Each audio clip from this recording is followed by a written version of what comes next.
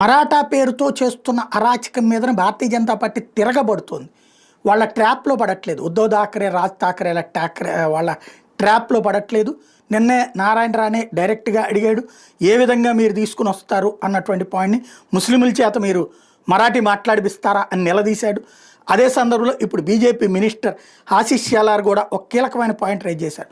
పెహల్గాంలో మతం అడిగి ప్రాణాలు తీశారు, ఇక్కడ భాష అడిగి దాడులు చేస్తున్నారు, ప్రాణాలు తీస్తున్నారు. ఏంటి ఆ తీవ్రవాదులకి మీకు ఉన్నటువంటి తేడా అన్నటువంటి పాయింట్ని రైజ్ చేశారు.